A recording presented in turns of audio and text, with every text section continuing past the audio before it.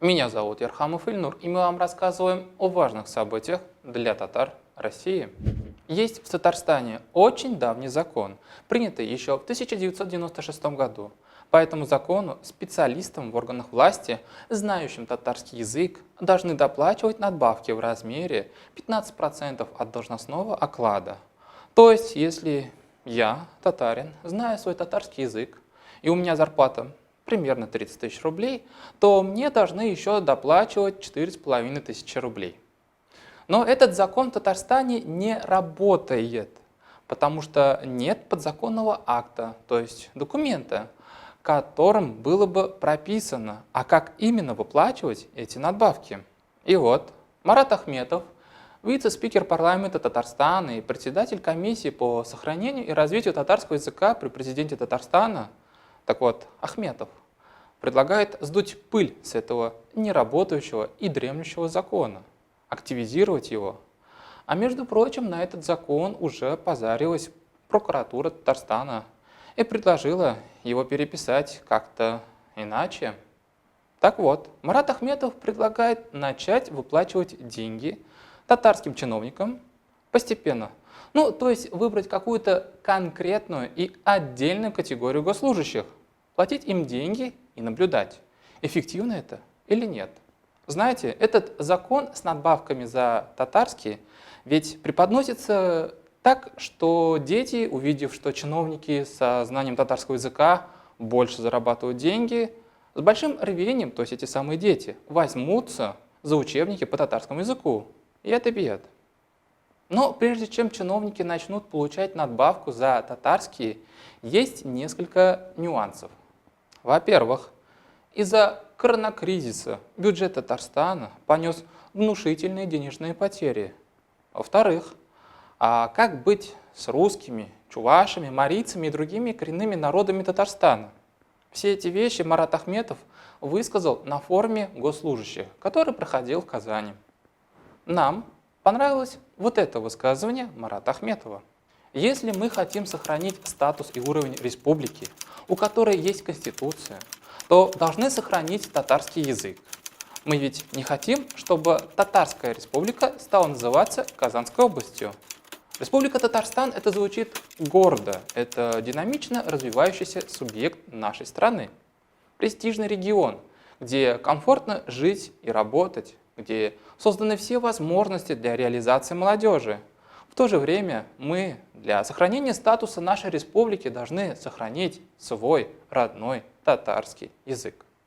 Журналисты отметили, что это высказывание Марата Ахметова звучит на самом деле свежо.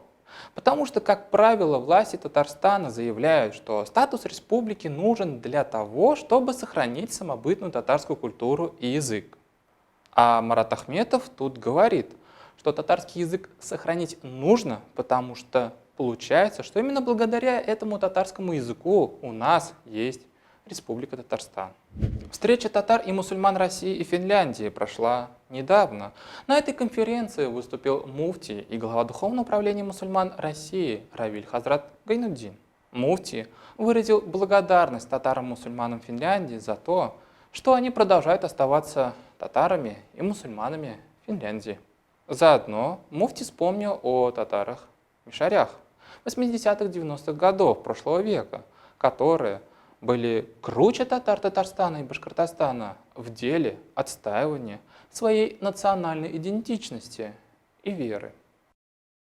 Мин, әлбәттә, Түбән Новгород өлкәсенә баргач, андагы халыкның дингә мөхәббәтен һәм ничек итеп динне саклап килгән мишәр татарларының көчле рухлы икәнлекләрен күрдем. Татарстан, Башкортстан җирләрендә мин эшләсәм дә, анда бу кадәр татар җанлы булганнарны бик аз күрергә мөмкин иде. Ул 80-нче елларның һәм 90-нчы елларда. И все-таки, неужели мишари Нижгарстана лучше татар Татарстана и Башкортостана? Не, может, шейху Равилю Хазрату с высоты своего 30-40-летнего опыта виднее, какие части большого татарского народа лучшие и многого добились, но нам все-таки хотелось бы услышать, а в чем именно Мишари лучше других татар? Нам бы конкретики. Интересными считаем мысль Равиля Гайнуддина, что не только исламские деятели ответственны за татарский язык и татар. Din ehilleri meşitlerde gine, meclislerde gine alar tatar tilin saklap kalışı bulup hizmet etüşler tugel. Din ehilleri ruhi yaktan, edep, ahlak, İslam morali yağından terbiyesiler alar. Şuna göre eğer ziyalılarımız bilen, ediplerimiz bilen, devlet ağzaları kişilerimiz bilen birge kul tutunup milletine kaygırtmasak, bizim milletibizge келешекте бик ауыр günler kütüleşek. В соцсетях, кстати, эта мысль Гайнуддина вызвала дискуссию. Одни комментаторы считают, что мусульманские религиозные деятели в погоне за религиозным благочестием могут привнести в культуру татарского народа обычаи именно арабских стран. Здесь поднимаются споры вокруг того, как должна выглядеть, например, мусульманка. Другие комментаторы считают, что Равиль Гайнуддин на самом деле сказал правильные вещи. Так считает, например, Дамир Хазрат Мухиддинов. По его словам, в деле сохранения татарского языка обязательно должны участвовать и государственные органы. Это чиновники должны разруливать на своем государственно-правовом уровне вопросы, возникающие с преподаванием родных языков в школах. Поэтому как-то неправильно лишь опираться на имамов в мечетях. Третьи комментаторы рассуждают, что сегодня татарский язык превратился в чемодан без ручки. Нести вперед этот чемодан тяжело, бросать жалко. Вот и сидит татарский писатель, татарский певец, татарский имам и татарский чиновник и спорят между собой, кто же ответственен за сохранение татарского языка. Например, комментатор Рустам Хади задается вопросом, а что, 150 лет тому назад Шигабуддин Марджани рассуждал бы, что его долг перед татарским народом заключается лишь только в чтении вагаза? Четвертые комментаторы и вовсе предъявляют современным исламским татарским деятелям и проповедникам претензии, что они все больше и больше переходят на русский язык, оставляя татарский язык на второй план. Как вы думаете, в чем должна быть обязанность у мусульманских деятелей в деле сохранения и развития татарского народа? Напишите ваши комментарии. 31 октября в онлайн-формате состоялся второй Петербургский татарский медиафорум. Его участники обсудили, как на сегодня обстоят дела у татар, как они потребляют информационный контент, читают ли они до сих пор газеты и журналы, какие YouTube-каналы смотрят, на какие сообщества в соцсетях и блогеров подписаны. Журналист и общественный деятель Ремзиль Валеев сформулировал, какие задачи и цели стоят сегодня перед татарами у глобальной сети.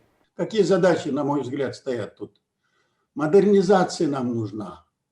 Нам нужна адаптация к мультимедийному формату, создание актуального конкурентоспособного контента, повышение роли этнокультурного производства, воспроизводства, формирование и сохранение национального самосознания, конкурентоспособность наших каналов.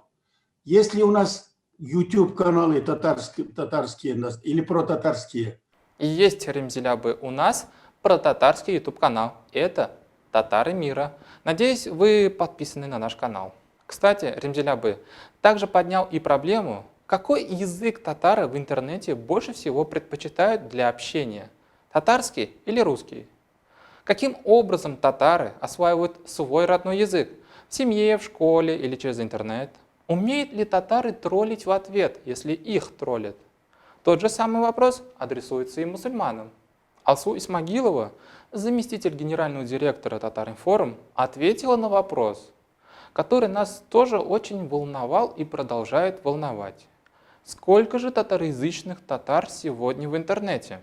В течение 4 лет я проводила работу по сбору татароязычной аудитории в социальных сетях. И сегодня я могу сказать, что около 430 тысяч человек в социальных сетях владеют татарским языком, говорят, пишут на нем и понимают татарские тексты. То есть аудитория татароязычных сообществ в социальных сетях составляет примерно 430-480 человек. То есть 430-480 тысяч татароязычных татар на 6-миллионный народ. Это же примерно 7-8%. Много это или мало? А сколько надо?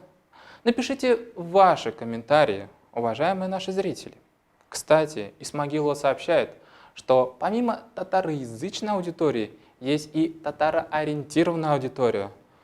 Ну, то есть это, наверное, те татары, которые родным языком не владеют, но все вопросы и проблемы своего народа и татарского языка им интересны.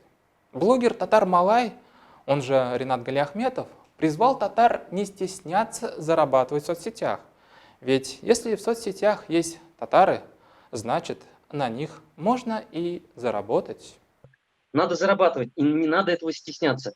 Сейчас реальным локомотивом того, что сейчас реально бум татарских блогеров, они зарабатывают. Они поняли, что есть возможность зарабатывать в Инстаграме, в интернете, в социальных сетях, вне зависимости от того, что он там сетевик, он пироги готовит, он там одежду готовит, не готовит, а одежду шьет. Это реальный толчок, это реальный локомотив, двигатель локомотива, потому что у нас есть татарское комьюнити, татарское сообщество в интернете, и мы понимаем то, что татару легко продать, чем, допустим, другой национальности, потому что мы понимаем друг друга, мы к себе лояльно относимся.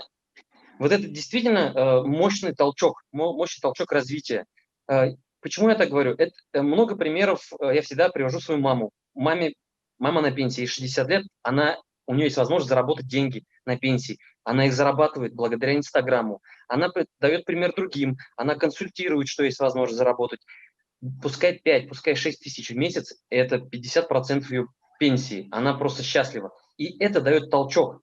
Много блогеров из деревень, которые начинают. Ты их учишь, как хэштеги те же самые ставить, как там смайлики ставить. И постепенно у нас действительно образовалось большое-большое комьюнити, мы с друг другом общаемся. У нас есть, допустим, самые топовые блогеры, так скажем, татарские. У нас есть свой чат, где мы общаемся, мы что-то обсуждаем, какую-то проблему. Мы говорим то, что вот нас позвали, давайте там встретимся.